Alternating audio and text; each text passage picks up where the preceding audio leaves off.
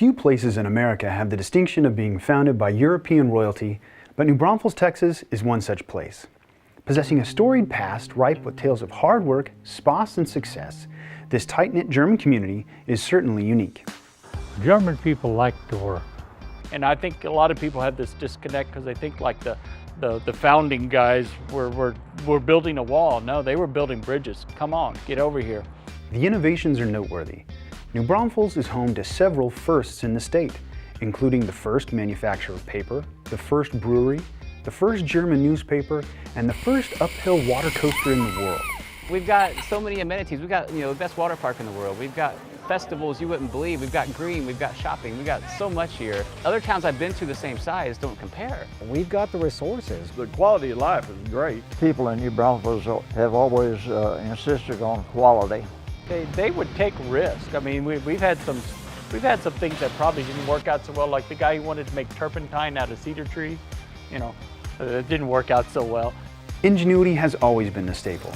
Many of the oldest businesses in Texas can also be found here, like Henny Hardware, Nagelin's Bakery, and Green Hall. They had a very common denominator, and that is their work ethic. Some of these businesses have lasted so long is because they enjoy their work. And they were determined to make a go of it. Ingenuity has always been the staple. Gebhardt's famous chili powder was developed in the back of the Phoenix Saloon, what he originally deemed Tampico dust, and a little sausage-making competition back in the 60s has grown into the mammoth celebration of all things German that today we call Wurstfest. It's big. A German Disneyland in a small town. People will turn anything into a dance floor here because you just can't sit still when that fun music is playing. Funded by the Adelsverein Immigration Company, early settlers not only carved out a life from the wilderness, but they brought with them their education and skills, steeped from a culture with centuries of refinement. They came from a city that was already 600 years old. This is going to work, this is going to grow. We got the water, we got the land, we got the beauty, we got everything going for us. Let's hit it.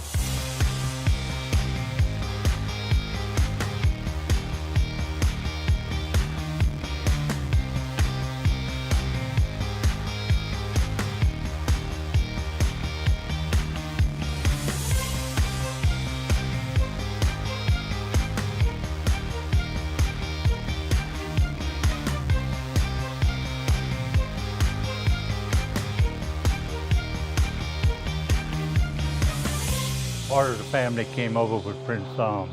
I believe it was 1846. About 1860, somewhere in that neighborhood. Traces back to 1869. 1898. 1928. 1966. In 93. They left Antwerp, Belgium, and the ship's captain had overloaded the ship, and the ship turned over. They walked up from Indianola, of course. They're probably tired of walking by then. So they said, that's it, we're done. Here's a river. From horse-drawn wagons to hundreds of horsepower, transportation has always been critical to commerce. A giant leap forward occurred in 1880 when steam locomotives arrived on a wooden bridge over the Guadalupe River. The early settlers were pretty well locked in and they needed a way to get away if they wanted to get away. The railroad gave them that opportunity. An engineering marvel for its time, the construction of the 640-foot Whipple Truss Faust Bridge came about in 1887. Today, it's one of the few remaining bridges of this type in the country. You could go to San Antonio, it might take you all day, but it took you about 4 hours. To go to San Antonio by car. That was a big trip when we went to San Antonio. 1905 witnessed the arrival of the automobile to New Braunfels, though few citizens felt this passing fad would ever catch on. To regulate those early leadfoots, the city passed its first speed limit, a teeth-clenching 8 miles an hour. At one time in the late 40s, I remember 12 different car dealerships in town. It was a tough business, I will say that. About the 1st of October is when new models came out, and you'd go and you'd hide the cars. We'd go down there at 1 o'clock in the morning and unload so that people couldn't see. Now everybody sneaks pictures and they tell about new models coming and so forth. So all that hoopla and excitement is gone. The very first challenge was a road, and in actuality 3009 was put in because of the caverns. 337 didn't go anywhere. It was like a drag strip. Well, I remember that academy where we lived on 600 block when they put the sewers in. Yeah. Now, there's a moment. By the 1920s, Comal County had established itself as a manufacturing and shipping center for textiles, garments, flour, and construction materials, though agriculture had been essential since day one. Going all the way back to the reason settlers came here was clean, fresh water, and then agriculture took off. In 1845, they had their town lot, then they had an outside lot to where they would farm, so you had to be self-sufficient. They were growing their own crops. They didn't import any food. You had to, if you wanted food, you had to grow it. The ranching was a big part of family earnings, kind of a way of life. Everybody had a garden. On Academy, we had a cow for milk. Corn and cotton became money crops, while cattle ranching was big business. As agricultural production expanded, so too did the scale of industry, and German craftsmanship quickly became synonymous with outstanding quality. When we first produced our wine, we produced 50 cases. As of this year, we're producing 10,000 cases a year. My parents bought this property in the 1970s as a getaway and originally belonged to the Herberlin family. We realized that we are sitting on a bit of New Braunfels history. And I tell people I'm a farmer first. I love the smell of the dirt. And you just kind of put your fingers in it and it feels good. In 1853, the first U.S. patent for wire fencing was issued to local businessman William Merriweather.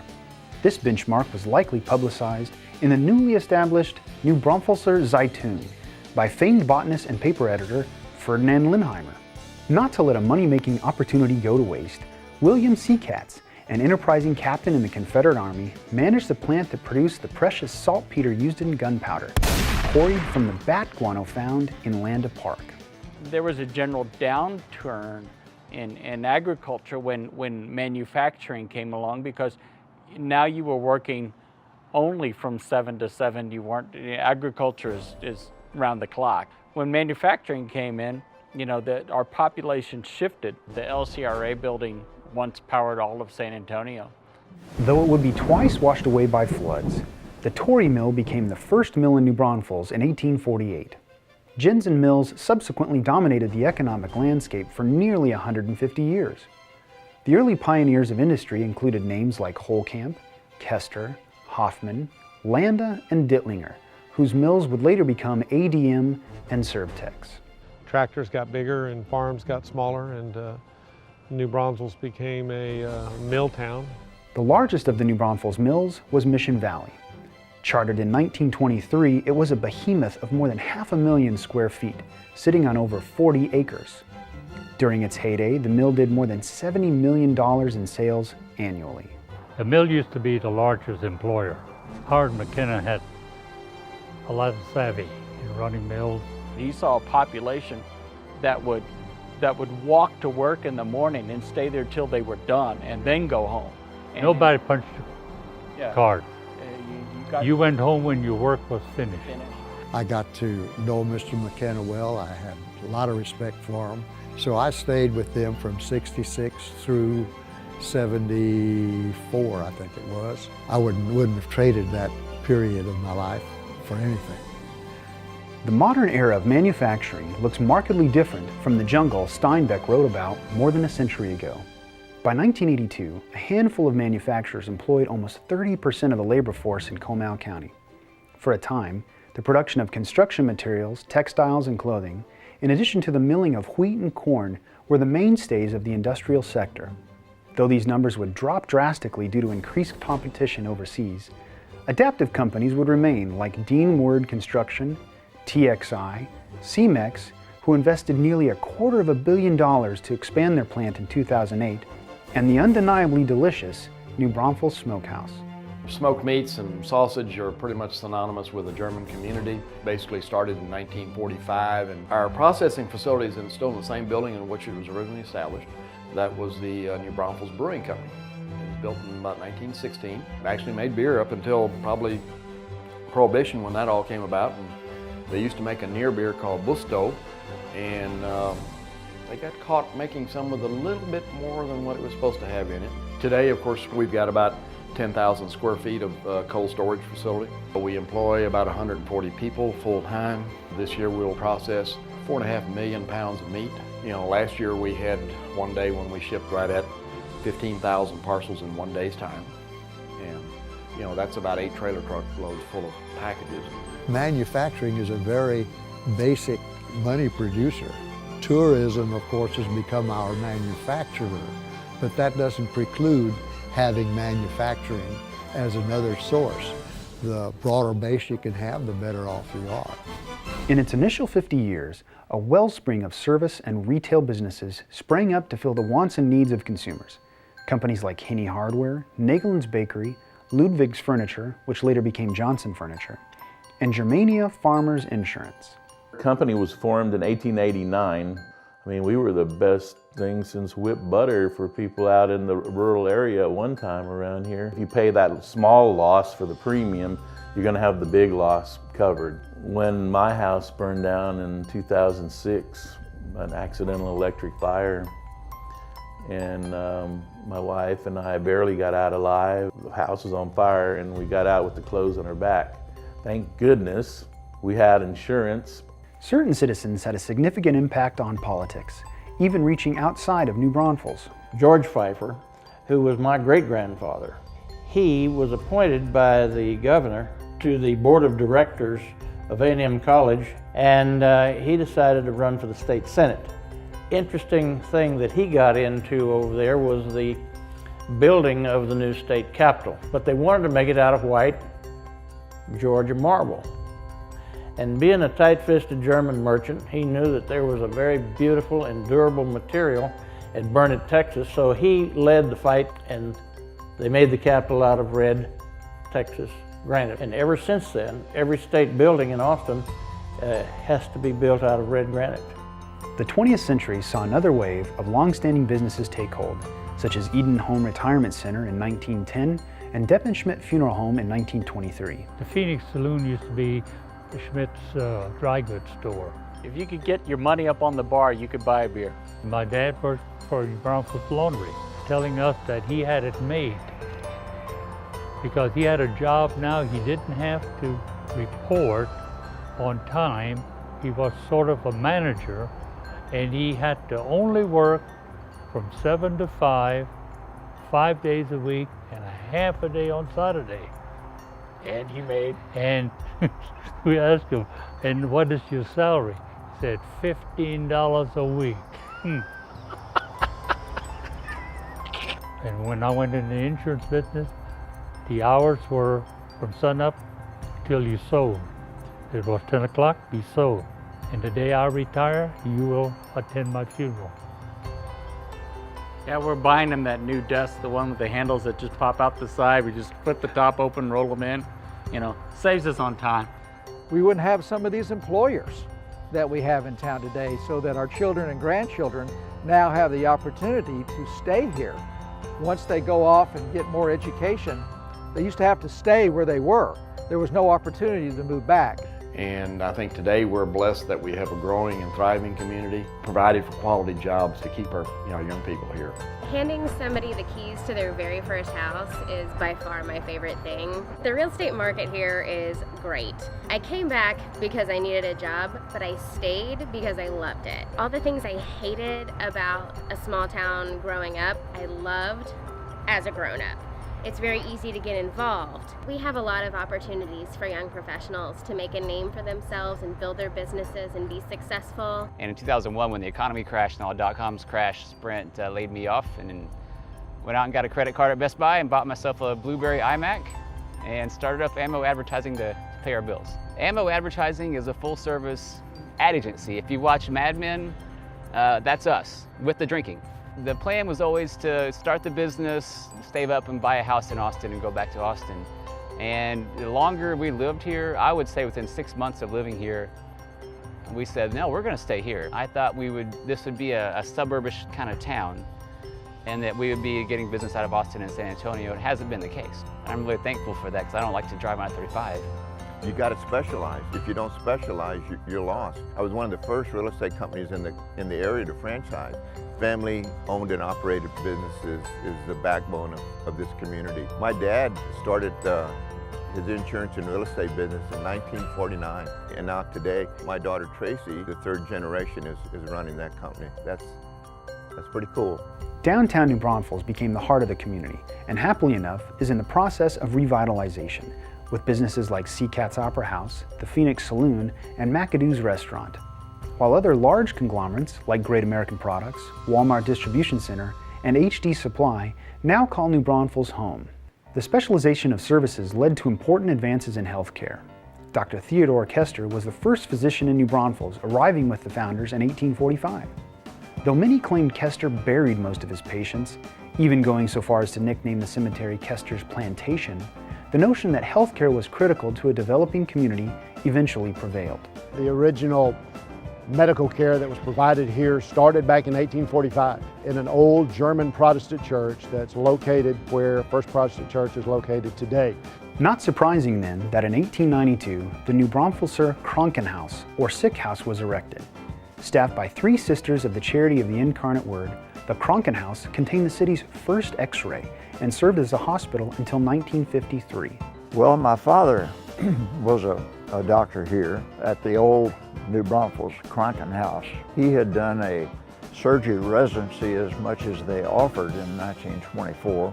My grandfather was one of the first dentists in town. You know, he was paid in chickens and eggs and possibly sausage. And I was the only general surgeon practicing full-time in New Braunfels at that time in 1962.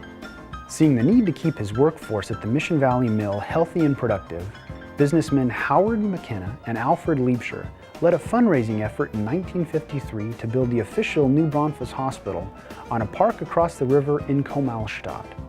Howard, or Mac as everybody knew him, was really the energy behind the building of the hospital. When they opened the new hospital back in 1953, it was a 40-bed hospital. There were 7 physicians that were on staff at that time. Today we have 130 physicians that are on our medical staff. We have close to 700 employees.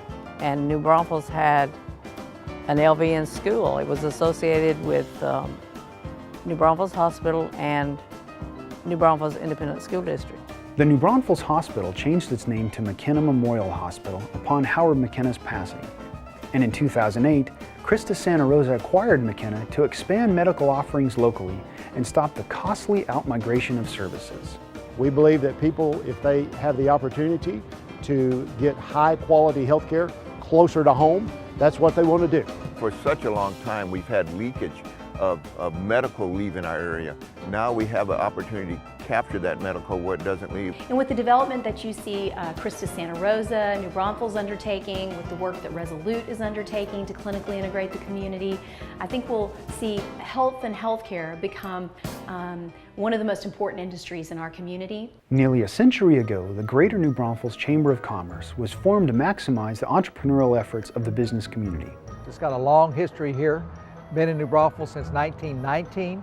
Oh, the New Braunfels Chamber is an incredible organization, and I'm not just saying that. I belong to the Chamber, of course. The Chamber was always real good to us. The community works together, and whenever there's a problem, we solve it. One of the more notable accomplishments occurred in 1936, when Pete Nowotny and the Junior Chamber successfully negotiated the sale of Land Park to the city for $80,000. A week after the bonds were issued and the purchase completed, 1,000 volunteer citizens showed up with tools and trucks in hand to clean up the beloved park. So what separates New Braunfels from other communities is the volunteers that we have here. If you become involved in it and give to this town, it gives back to you. That's how I recharge my batteries, is being involved and giving back to others, and that keeps me happy, which happy people are productive people. If you want to be successful in our region, not just in our community, engaging with the Chamber of Commerce as an essential element to your business plan. A railroad baron of Rockefeller fame laid a special track in 1897, taking tourists from San Antonio to Land Park, laying the foundation of the New Braunfels tourism industry as we know it today. people quickly began to see the beauty of the Comal River. Places like Camp Warnicki thrived, renting out space to adventurous families for $8 a week. Tourism industry became very important. So a lot of people that come to visit know New Braunfels for its water aspects. And so that sort of became our brand. While the roots of Green's Americana Pass lie in agriculture, its branches have evolved into a mecca for tourism. Yeah, we stumbled across the dance hall in 1975, and we didn't spend a whole lot on interior design. In 1872, Henry Green began to build his cotton empire on 6,000 acres of land. Henry's credited for making the longest trail ride in American history. Green had a bank, post office, school, general store, lumber yard, grist mill, saloon, and cotton gin. It even had access to 2 railways for shipping cotton bales. As that developed, he built the hall as a place for all his guys to hang out. Next thing you know, it was all over. Great Depression happened, late 20s, and the boll weevil showed up. Green went on hard times and became Mossy Manos, a ghost town. Green almost died on the vine. Even when I was in school, you could go to Green Hall. They had dime long necks. So for like $3, you were 30 beers in. It's a good place to go. Thankfully, this village is now a nationally registered historic district, where you can dine in the old grist mill under the iconic water tower, or boogie on down to live music at the oldest continuous dance hall in Texas, Green Hall. A lot of that fed off of the George Strait success of his career, because it got the attention of filmmakers and other people in the music business. People wanted to do commercials. Travolta came. Little Richard's been here, Hootie and the Blowfish. So it's kind of evolved a little bit. It's just that connection that people get with what's been here before. Future's great. Just try to not mess it up. Several historic hotels can still be enjoyed today, like the 1853 Schmitz, the 1889 Prince Solms Inn, the 1929 Faust Hotel, and the Victorian Green Mansion Inn. The county grew rapidly after World War II and boomed after 1970, leading to the creation of resorts like T-Bar M that began life as the New Braunfels Country Club and the John Newcomb Tennis Ranch, which used to be a working dude ranch hosting cowboys and city slickers alike. There was the founding of our community with Prince Solms and Herman Seeley and all the folks we hear about and read about in history books that kicked off this community in the right way. In the early 1960s, there was also a group of leaders in town that saw that this community and the state really was at a crossroads. You could remain an agrarian-based society, or you could embrace a 20th century future at the time. They determined that in order to do that, they needed to have a diverse number of industries. They wanted to promote our unique German heritage as a tourism draw. With 100 people in attendance in 1810, the Munich Oktoberfest began life as a wedding anniversary for the Prince of Bavaria. This bit of history provided the inspiration for Ed Grist in 1961, the local legend behind this 10-day salute to sausage. Auslander, Daddy came into town and found the things that most people in town took for granted to be very interesting and very unique. It was created for the purpose of bringing visitors to New Braunfels in the off-season. We've got sausage makers, we've got beer distributors. Let's get them together for them to compare their recipes. Basically, have a party. Why don't we have a little competition? We'll call it Wurstfest. You know, one guy thinking out of the box and found some sort of plant, I believe, from Hawaii that produced these big seed pods that kind of resembled a sausage. So we started having sausage trees.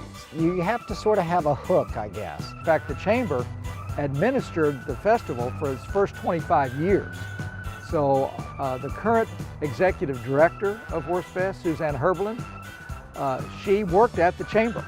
We estimate our attendance to be an average of about 100,000. It became much more popular than they ever dreamed. I think those men never had any idea what it would grow into today.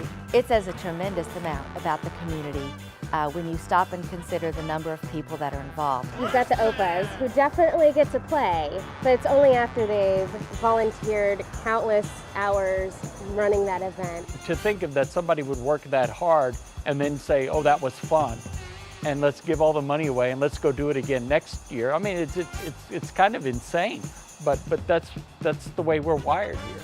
And that's what this festival is about, hard work and celebration, being a little German for a little while. 1964 marked the opening of the geological treasure known as Natural Bridge Caverns. The visitor center that was being built was not finished at the time, so I can still remember we put up a tent that was actually belonged to Devon Schmidt Funeral Home, and that's what we operated from. Seeing the benefit of compounding tourism efforts, the Wiest family opened the Natural Bridge Wildlife Ranch next door in 1984. It probably took a little over 2 years. My husband did the bulldozing, for the roads. We had to put in the fences. We had to look around for animals. We have so many things in this town that are national quality. We have Schlitterbahn that wins Best Water Park, and I think they've won it for 74 years in a row. Schlitterbahn had a humble beginning in 1979 when it opened with just 4 water slides. Bob and Billy Henry purchased the 40-acre Lander Resort and the 25-acre Camp Warneke, slowly transforming the park into what exists today. So Dad went from being a certified public accountant to being a laborer and a builder of rooms and a builder of rides. Myself, my brother, and sister all followed, and we decided that the only way we could compete with or create a new attraction was to build something that was riverish. Among the numerous firsts that Schlitterbahn can boast are actually coining the term water park, inventing a continuous surfing ride, and creating the world's longest water park ride, the Falls, earning the golden ticket for Best Water Park Ride in 2012. Our projects have been highlighted in over 1,000 parks around the world today. I remember years ago we were in a meeting and we had way too many customers. And we said, well, what can we do about all these customers? And my brother and I looked at each other and said, well, it seems like a simple solution, raise the price. And get the price high enough to where people go away. My mother sat at the end of the table, and I remember very, very distinctly her saying, boys, you might want to remember who got you here. And who got us here was our guests, our customers, and the Henrys know that. Since 1979, tourists wanting a relaxing float down the river have been served by tubing outfitters like Rock and R. While a 70-acre water sports paradise on Interstate 35 called Texas Ski Ranch opened its doors in 2001 to deliver more high-octane thrills and spills. Water has been a constant source of commerce for this community since Prince Solms staked his claim back in 1845. But perhaps adaptation is the real beauty of New Braunfels. Through the ever-changing landscape of expansion, it has maintained true to its roots, whether by the actions of dedicated citizens more than a century ago or just a few days ago. No question that we're much better off now. We're always looking around and trying to figure out what can happen next. The economy New Braunfels has is strong. I mean, for a town this size, we've got a lot here. And people want to come to New Braunfels. They want to be here, whether it's for tourism, for businesses to live. People want to be here because what other town this size has got what we have? Rivers, water parks, music, shopping, we have everything. We're going to another level. The face of New Braunfels is changing, but not the culture. I am very proud of New Braunfels because of that. You can't lock the door and throw the key away.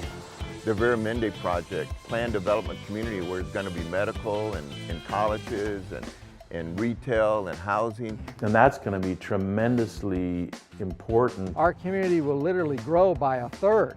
And that's going to bring a lot of jobs. Then Resolute Health, through the Vanguard system, discovered that this was the place they wanted to put their prototype health system in the whole nation. There's something unique and special about New Braunfels. It's a community that's ready to embrace change for the better. As we're able to measure and share the quality of the care that exists in this community, that we'll begin to see folks treat our area and our community more as a medical destination, which is what it deserves to be. New Braunfels is still making waves even today, whether by being named America's favorite farmers market or its #1 water park. While there will nonetheless continue to be torrents in the river, the citizens here always manage to find a way to navigate the waterways together.